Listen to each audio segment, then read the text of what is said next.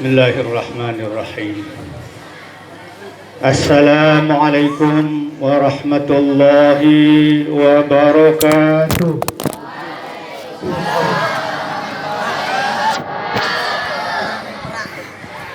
Alhamdulillah. Alhamdulillahilladzi arsala rasulahu bil huda wa dinil haqq liyuzhirahu 'ala ad-dini kullih wa kafa billahi shahida.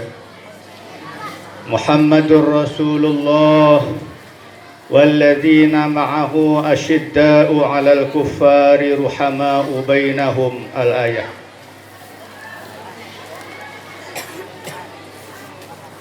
Asyhadu an la ilaha illallah wahdahu la syarika lah wa asyhadu anna wa nabiyyana Muhammadan abduhu wa rasuluh.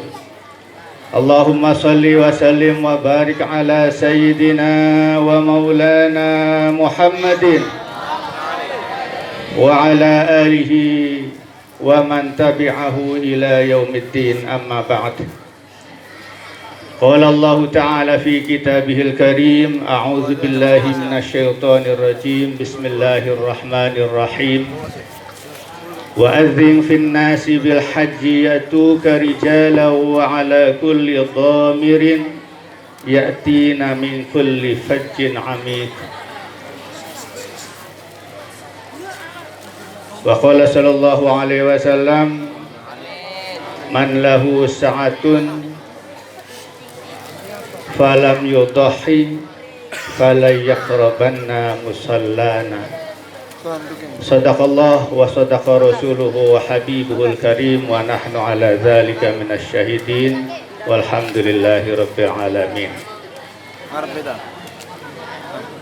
Bersama-sama kita panjatkan puji syukur kehadirat Allah Subhanahu wa taala di malam yang penuh keberkahan ini, yang biasanya kita bermesra-mesraan sama keluarga di rumah. Ya, hari ini bermesra-mesraannya dengan temannya di pondok. Yang laki ya sama laki, yang perempuan sama perempuan. Ada yang nangis nggak?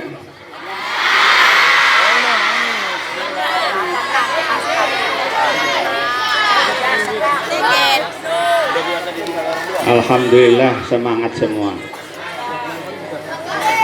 Anak-anakku semua, pertama saya mengucapkan selamat datang kepada anak-anakku, para santri yang baru khususnya.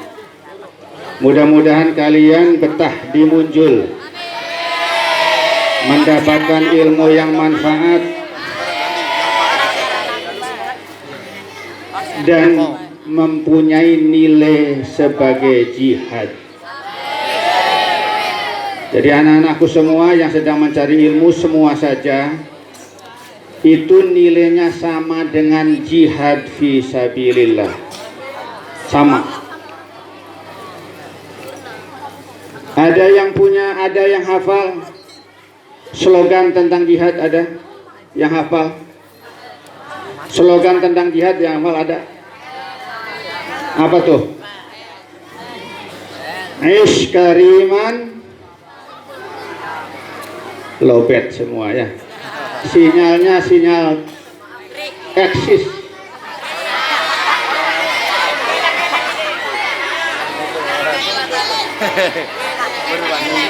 Coba pakai XL. Karena pakainya tri, sinyalnya cuma satu. Ini satu, nggak ada tri ya. Nggak ada di sini tri. Beneran. Aish kariman aumut. Masih juga belum ada sinyalnya. Slogannya orang berjihad itu Aish kariman aumut syahidan. Apal? Coba diulang. Aish kariman aumut syahidan. Udah bener aja deh. Habis nggak jelas. Anak-anakku semua, yang pertama saya ingin menyampaikan selamat Idul Adha. Mudah-mudahan kita semua mendapatkan berkah di hari Idul Adha ini dari Allah Subhanahu wa Ta'ala. Yang kedua, mari kita sama-sama luruskan niatnya. Kita datang ke Munjul bersama-sama kembali, niatnya diluruskan. Apa niatnya? Mencari ilmu, niat berjihad di jalan Allah. Kalau seandainya kalian niatnya seperti itu, mencari ilmu untuk li'i'la'i kalimatillah, kalian sakit kemudian mati, kalian langsung masuk surga. Mau begitu? Mau hari ini? Jangan, nanti saja ya. Masih muda-muda, masih kecil-kecil, cari ilmu dulu, berjuang untuk menegakkan li'i'la'i kalimatillah. Anak-anakku semua, di bulan Zulhijjah ini minimal ada 2 peristiwa besar. Yang pertama, peristiwa adalah ibadah haji. Walaupun tahun ini jamaah haji Indonesia diblokir, ya, diblokir sama Menteri Agama, nggak boleh berangkat haji. Yang mestinya berangkat tahun ini nggak jadi, kemungkinan tahun depan baru bisa berangkat. Tapi dari mana-mana sudah mulai dibuka di Arab Saudi untuk melaksanakan ibadah haji. Dan ibadah haji ini adalah panggilan Allah Subhanahu wa Ta'ala. Ada yang apa? Ketika datang ke Mekah, doanya apa? Labbaik Allah.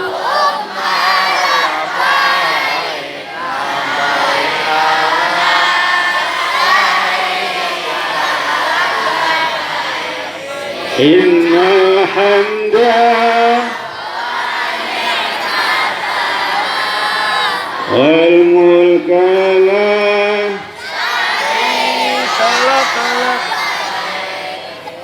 ya cukup. Ya, itu tes saja. Alhamdulillah ya. Walaupun sedikit cempreng-cempreng ya, maklum lah ya. Belum belajar vokal.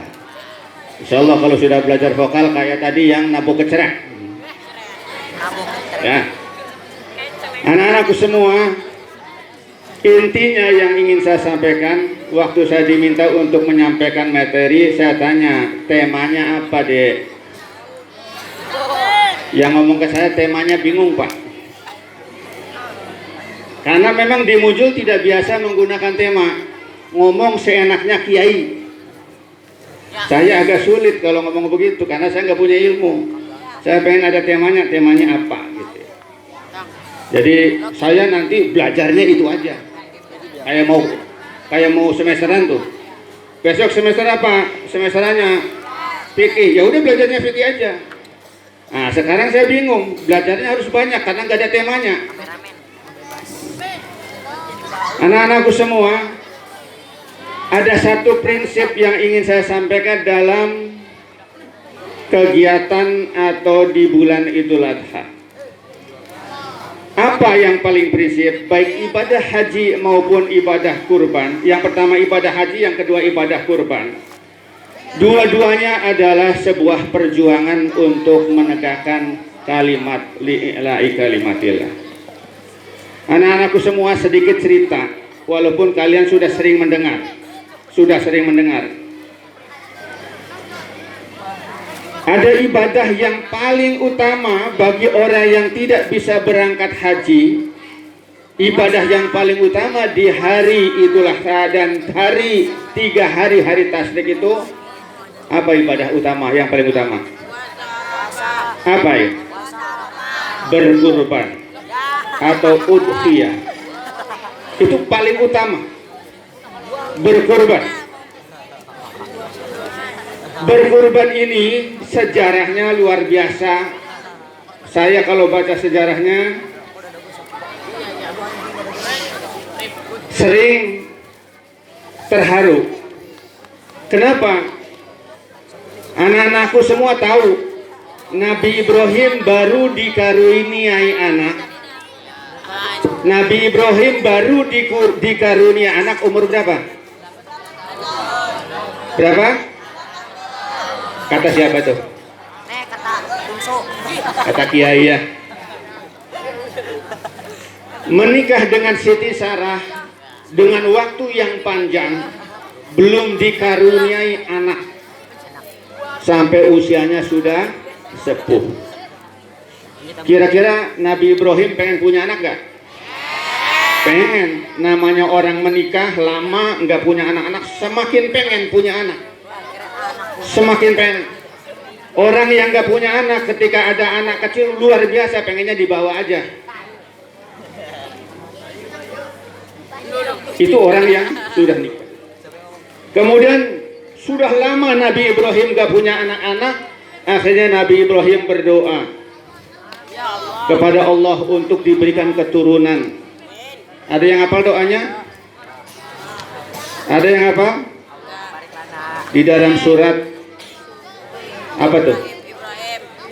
Ibrahim.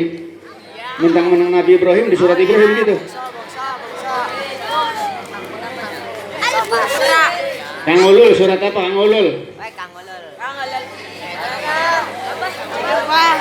Suratnya surat ke-37. Nama suratnya apa tuh?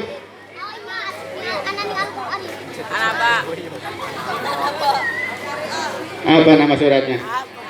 Ada yang hafal? Ada yang pernah di qiraati? Harus hafal yang dari qiraati. Ya. Doanya begini. Rabbi habli minas solihin. Rabbi habli minas solihin. Ya Allah, berikanlah anugerahkan kepada saya, kata Nabi Ibrahim, minas solihin, anak dari anak yang soleh. Itu doanya Nabi Ibrahim kepada Allah karena lama enggak dikasih keturunan. Kemudian berdoa, akhirnya diberilah keturunan setelah menikah lagi dengan siapa? Istrinya Nabi Ibrahim yang pertama? Yang kedua?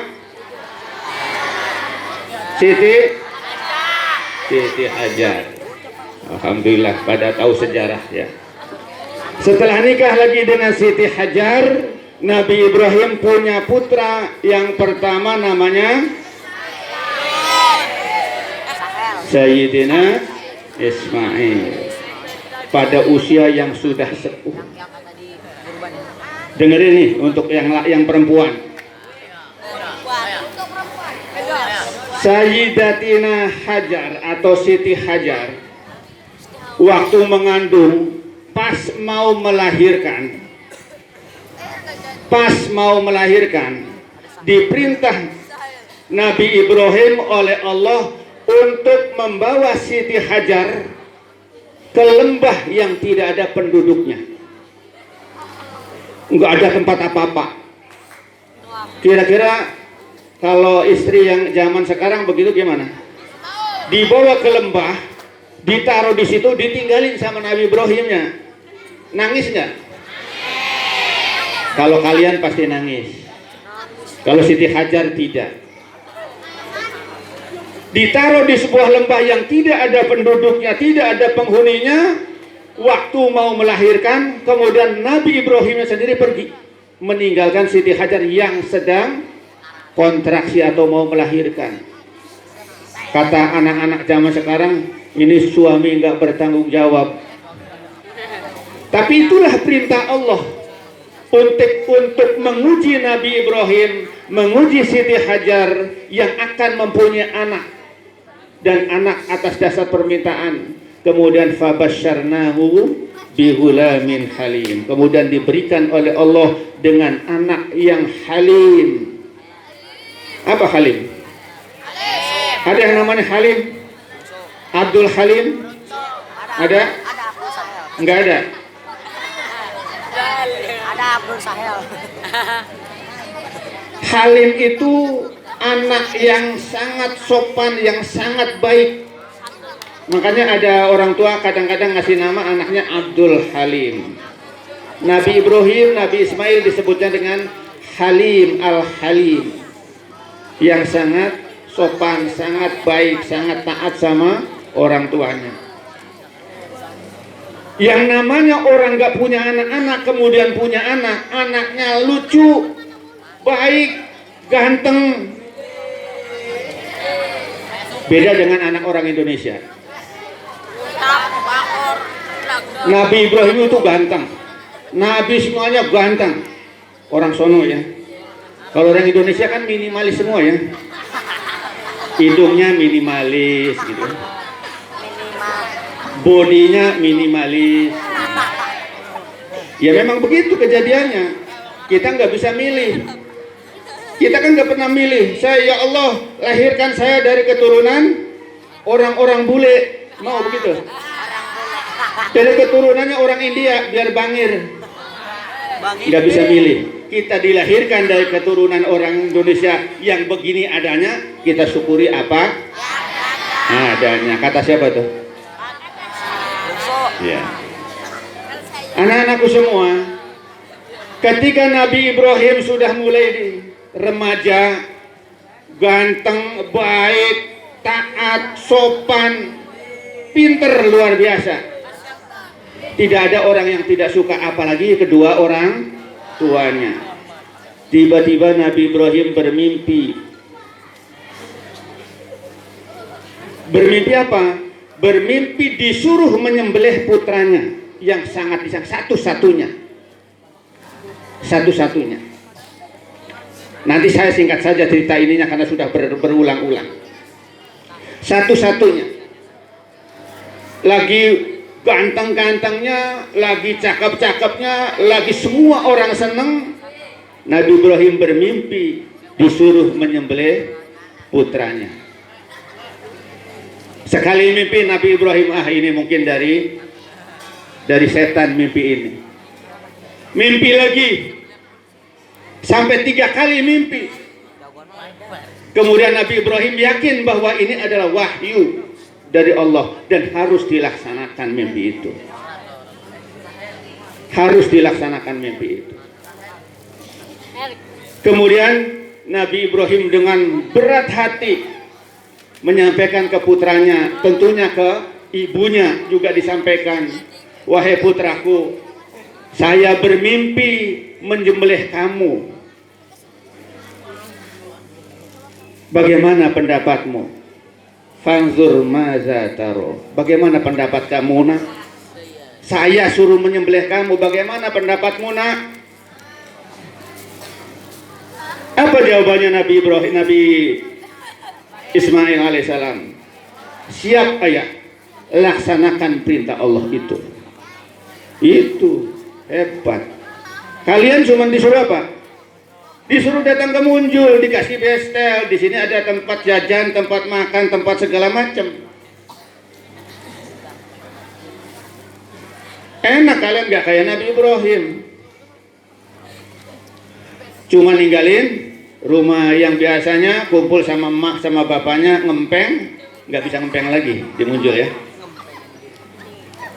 Nabi Ibrahim, Nabi Ismail, ketika ayahnya bercerita bahwa dia harus menyembelih Nabi Ismail langsung siap. Laksanakan kalau itu memang perintah dari Allah. Itu orang naat sama orang tua. Luar biasa. Artinya apa? Artinya untuk menegakkan perintah Allah itu nyawa pun siap dikorbankan. Ini yang ingin saya sampaikan. Saya dulu ceramah di tempat orang-orang kaya semua. Semuanya kaya semua, 570 orang.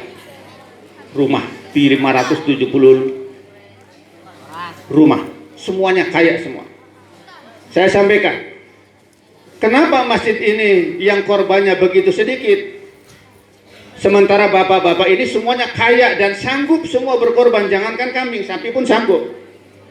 Karena semuanya anggota DPR. Tapi kenapa sedikit? Nah, kemudian ada ustadznya yang ngomong, maklum ustadz, sebagian orang non-muslim. Oke, berapa persen non-muslim? Ternyata non-muslimnya itu nggak sampai 75 waktu itu. Dari 500, berarti 500 yang mestinya muslim yang harus berkorban karena dia sudah mampu. Tapi kenyataannya yang berkorban cuma 57 waktu itu. Nah, sementara ada ancaman dari Rasulullah, orang yang mampu berkorban tapi tidak melaksanakan korban, maka jangan sekali-kali dekat dengan masjid, dengan musolaku, kata Rasulullah. Artinya udah nggak usah ikut saya, kata Rasulullah. Kira-kira begitu. Nah, sekarang permasalahannya, mohon maaf nih, saya percaya nih, ini anak-anak perempuan, laki juga sebagian, pada punya HP Android semua nggak? Punya ya? Dari mana dapatnya? Dari mak bapak ya? Minta kan? Orang ketika kebutuhannya sendiri, berapapun harganya, diusahakan. Kebutuhannya sendiri. Tapi ketika ada panggilan Allah untuk menentukan sebuah ibadah memerlukan pengorbanan, ntar dulu. Makanya ada pemeo, uang 20.000 dibawa ke masjid itu terlalu besar, tapi 100.000 dibawa ke mall itu sangat kurang. Untuk mengisi kotak amal di masjid 20.000 itu terlalu besar. Kalau perlu cari yang 500 perak atau 1.000 perak. Tapi kalau ke mall, sekali-kali bawa ke mall, bawa 100.000 itu rasanya sangat sedikit. Itu bedanya. Kenapa? Antara kebutuhan pribadi dan panggilan Allah belum sinkron.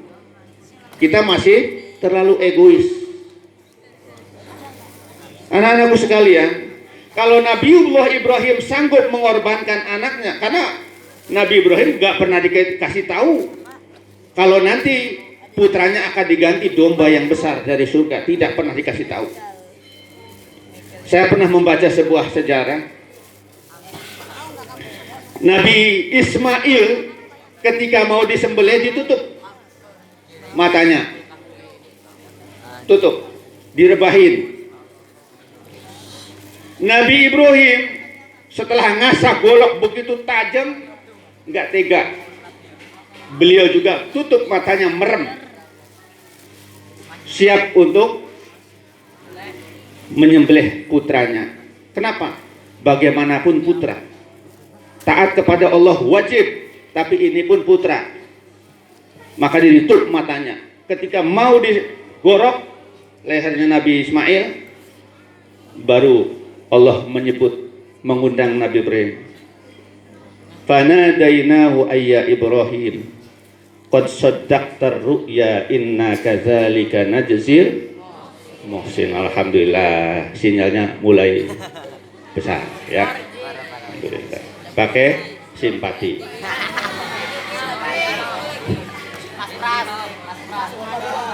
Itu nggak ngerti. Kalau mau diganti kambing gibas nggak ngerti.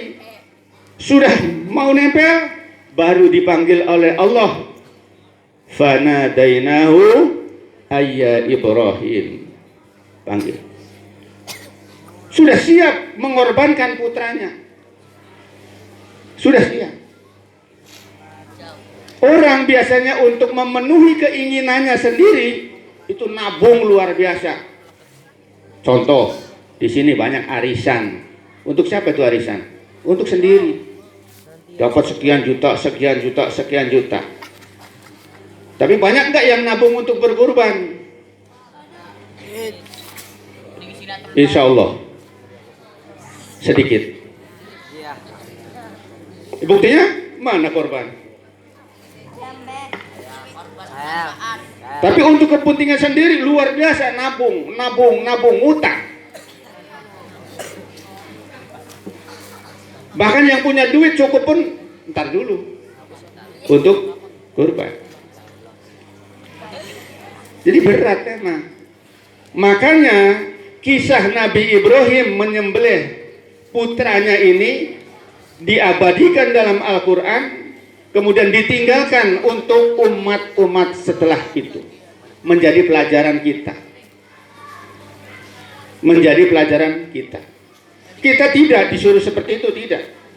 Tetapi kita untuk berjuang, diperintah oleh Allah untuk memenuhi panggilan Allah dengan segala kemampuan kita, segala keadaan yang kita miliki. Jangankan sekedarkan meninggalkan kampung. Jangankan sekedar meninggalkan orang tua sementara, keluarga sementara ditinggalkan, nanti satu saat pulang lagi. Lebih dari itu juga siap. Para habaib, adik-adik semua, yang berdakwah ke Indonesia, ke Nusantara itu meninggalkan negaranya. Dari Yaman, dari Hadramaut sana, meninggalkan keluarganya, emaknya, anaknya, istrinya, tinggalkan, pergi berdakwah ke Indonesia, ke Nusantara. Dan banyak yang tidak balik lagi, meninggal di Nusantara. Itu perjuangan membela agama Allah.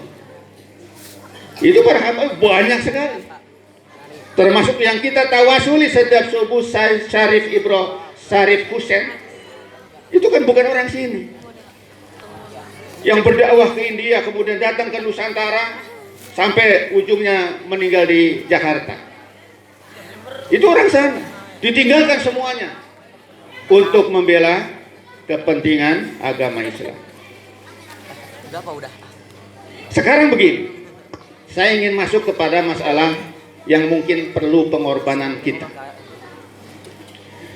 Anak-anakku semua, kalian masih kecil-kecil, yang sudah agak dewasa mungkin sudah ada. Tapi begini, saya ingin kalian juga paham. Dulu ada kalimat begini dari orang tua. Orang tua kita di sini di Munjul salah satunya.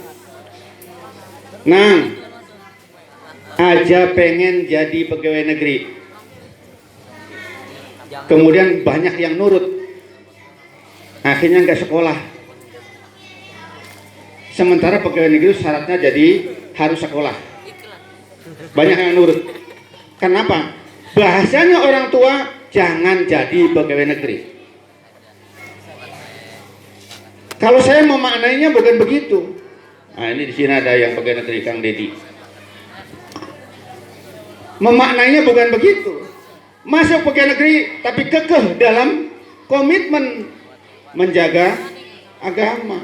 Jangan kemudian kebawa kepada orang-orang yang nggak benar. Orang-orang kampung dulu anti dengan masalah-masalah kenegaraan. Sehingga sekarang di DPR pusat ya, PKI-nya saja sudah 100 lebih. PKI yang jadi DPR. Kalau DPR-nya PKI, hukum apapun bisa jadi. Larang pesantren tutup semua, pasti akan ditutup. Kenapa? Undang-undangnya dibikin DPR. Madrasah bubarkan, bubar. Masjid bongkar. Kenapa? Orang Islamnya ogah-ogah, pura-pura nggak mau. Jadi pejabat, jadi DPR. Makanya sering ngomong, wahai anak-anak laki, anak perempuan, cita-citalah jadi pejabat tinggi, jadi DPR, jadi menteri. Jangan jadi supir tajuk doang. Masa santri muncul, udah pulang jadi supir tajuk, nggak ada artinya. Mana kebijakan untuk masyarakatnya? Nggak ada.